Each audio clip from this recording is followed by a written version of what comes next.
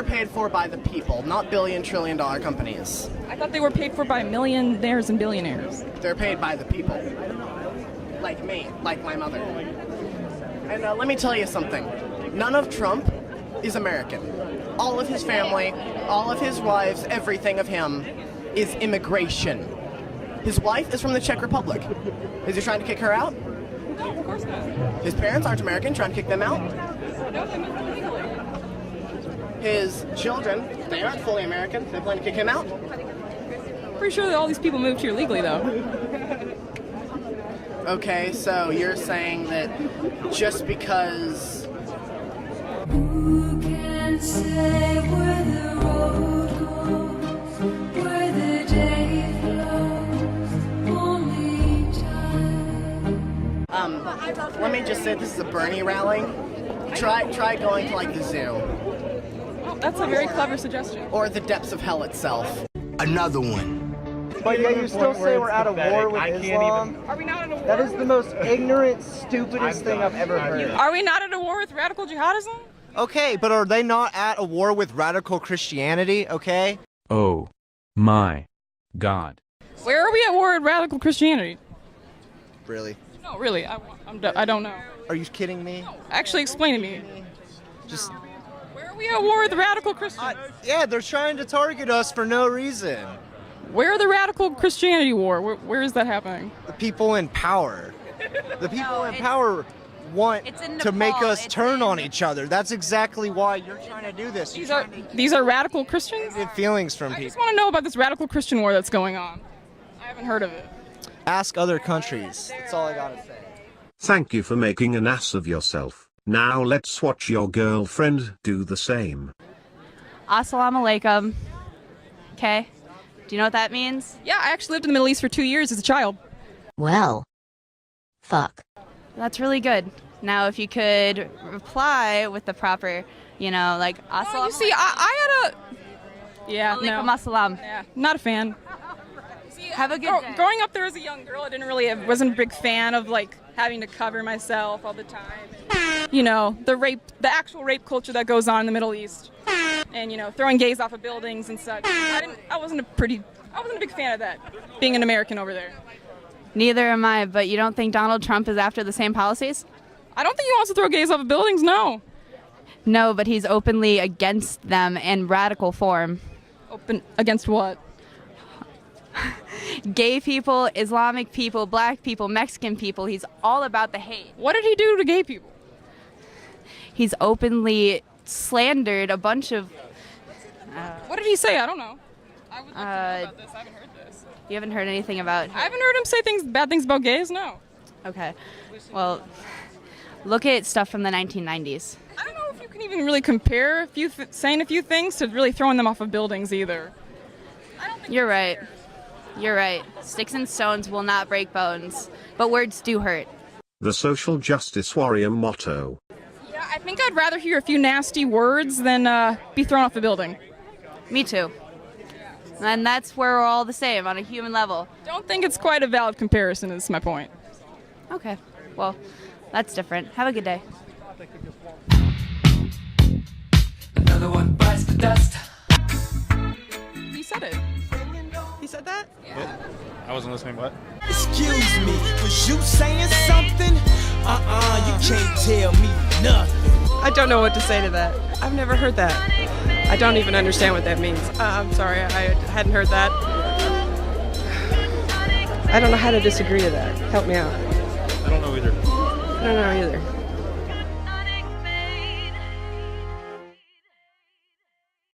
But why do you not like Sanders? Oh, I'm not a socialist. Okay, what is socialism to you? Well, can you define it, actually? Do you know the definition of socialism? I do. Well, let's hear it. I want to see if you know it. Well, it's not communism. Okay, but actually give me the definition, not what it's I not. don't think I can. Well, then why do you support Sanders? Because he is for the actual 99%. But you can't even define what his beliefs are. You don't know the definition of socialism. The definition of socialism, help me out. Help me out. It's a very specific definition. It's simple. How do I want to put this? There's no way to put it. There's one definition. Reducing the class? That's not a definition of socialism. That sounds like communism.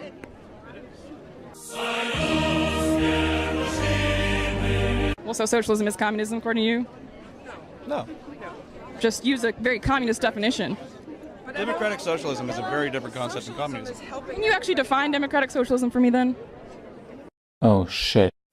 Democratic socialism, to me, No, not to you. Definitions have meanings. They're not personal. Okay, just to help us out. We don't really actually know. Another one. I'm actually not surprised at the response because, as you know, in this country, we are built on retaliation. America retaliates against their enemies. America retaliates against people who are terrorists. And when somebody terrorizes America or harms America in any way from other countries, what do? We bomb them. We murder them. And a lot of times, innocent victims get killed in the crossfire. And that's just a part of the job. Now, when you have an issue like this, not that I agree with it, not that I think that Micah Johnson was somebody that should have been doing something like that. It's horrific either way, but maybe because he grew up in a country that was built on this kind of retaliation, he might have felt, I don't know, he might have felt that this was very apropos. The police officers ran through the black community and murdered black people like they were pigs in the streets. They shot people in the back, several individuals over the last week, and he might have felt like, well, in this country, when our enemy harms us, we retaliate. So is that Kevin, good thinking? Absolutely not. Kevin, is this but this justified? is what happens when you have Lisa's making the point that this is somehow justified, Kevin. Not at all. I'm saying to you that this could be the thinking because in this country, Lisa, a lot of times, people retaliate against their enemies, and this man was maybe warped. Yeah, however, I heard what you said. However, it's wrong on all sides. It's wrong for the police to murder and slay black men in the streets, just as it's wrong for Micah Johnson to kill. Lisa, are you going to let me talk? Kevin, your turn. Yeah, exactly. Yeah, first of all, the idea that Lisa says we're in a country that is harming black people as a black president sits and is a top law enforcement officer in the country is ridiculous. Loretta Lynch, and before her, I can't even remember his name, but the point is, black people are in charge of this country. The people in the cities where all these blacks are supposedly being killed are black folks. They're the people that they vote for. They're Democrats. What Lisa's explaining is the absolute nonsense that circulates in the black community, that you can't get ahead in this country and that there's somebody against them. The fact of the matter is, in America, there is nobody targeting black people. I've gone through the statistics. There were 200 to date of the 561 people who've been killed by police. 136 of them are black. So who are the other people, Lisa? So what's happening here, Clayton, is blacks are being taught to be racist. They're being taught to be ignorant of the actual facts of what this country brings. Black and what's so sad about it? Black people cannot be racist because we don't have the power to be racist. Black people did not hang white people. That's the most ignorant statement I've ever heard. Black people did not rape white people in slavery. Black people did not enslave white people. Black officers are not running through white neighborhoods, killing and shooting white people in the back. Black people are not stopping whites from getting housing. Black people are not stopping whites from getting jobs. No, we're not racist. Racism denotes power. We don't have the power to do that. And one black president in 176 years of 43 presidents does not mean we have black control in this country. We have one black president. Lisa, everything after you just said. 176 years. All of a sudden, we're great. Kevin, stop playing those games. You know the situation. Are you crazy? What about the killings in black communities this morning? What about I have the an answer killings for in that. black? I love that. Let me ask the question. Yeah, go right ahead. You have an answer.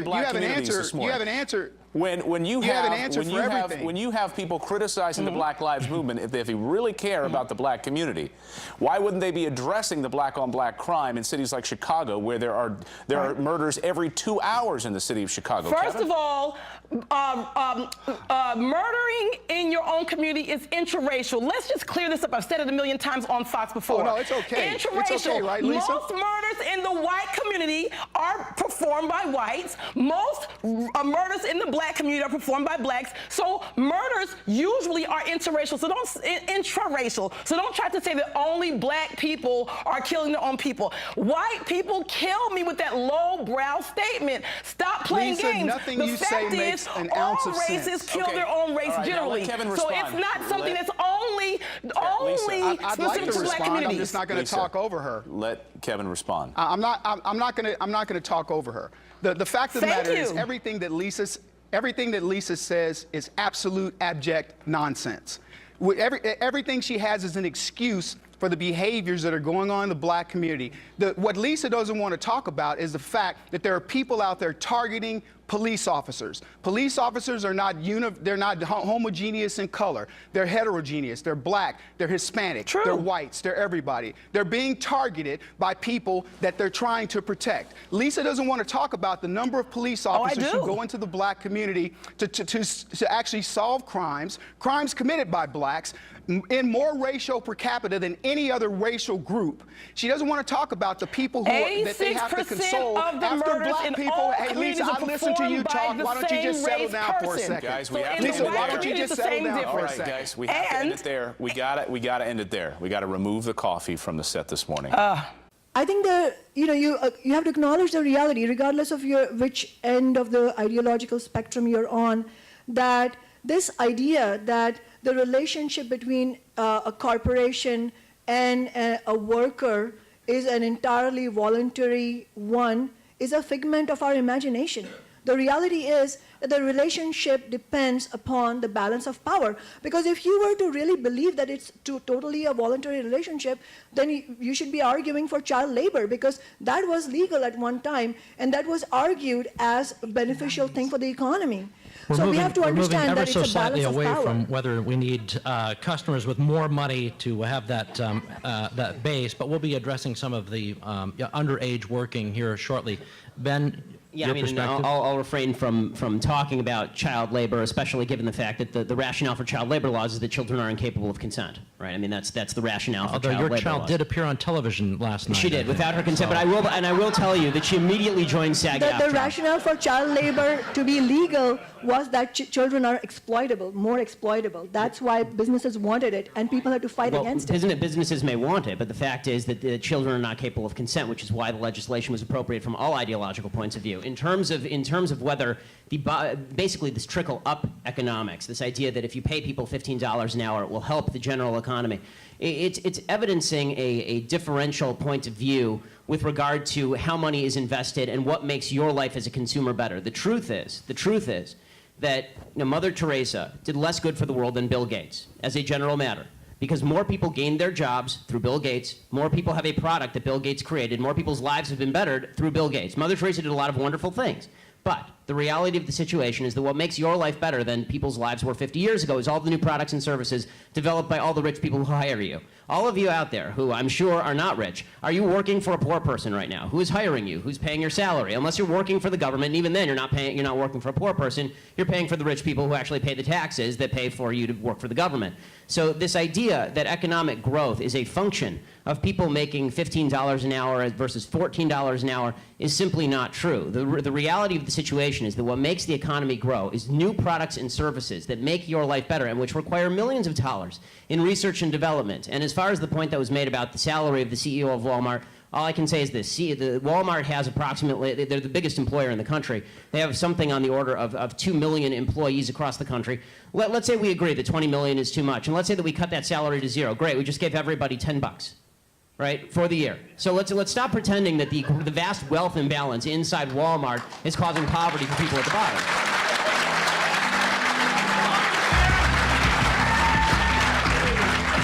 I'm Jessica Taylor. I'm an airline pilot. I am transgender. I want to know if you can see me. First of all, what would make you uncomfortable with me using the women's restroom? She's a very attractive woman. Well, very.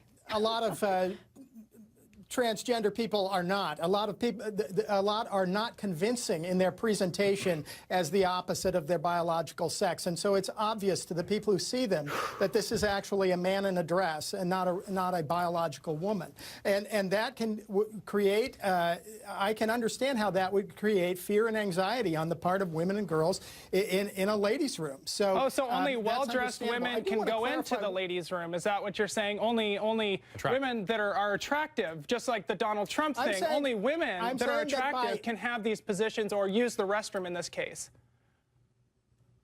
Well, if you appear to be female, then you probably will not be challenged. Okay, so who's going to set the standard to appearance of female? Is there going to be a TSA watching the door of the bathroom, and you're going to say, "Oh, you're not womanly enough"? I know a lot of women that are very neutral in their gender, and you're going to tell them they got to go use the men's restroom now in North Carolina?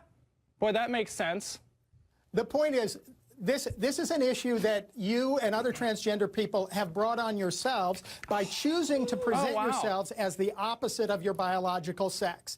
So this is the consequence of that choice you've made. I'm not saying you choose the feelings, but you have made the choice to present yourself that way. This is a consequence. Okay, so with religious persecution, to pander to this. With religious persecution, this is what I'm subject to, is your own ability to restrict my life and to take just basic rules out of my life and make me use the men's restroom. So that's what you want me to do, is walk into an airport facility and use a men's restroom? I got to say, smart? I would be more... Well, as I said at the outset, I think that gender-neutral restrooms or single-user restrooms are a reasonable accommodation, but in your view, that's discriminatory because it's stigmatizing. No, what I'm saying is, why can't we just do what normal states do? We don't have to step back 30 years to accommodate the Christian religion in North Carolina.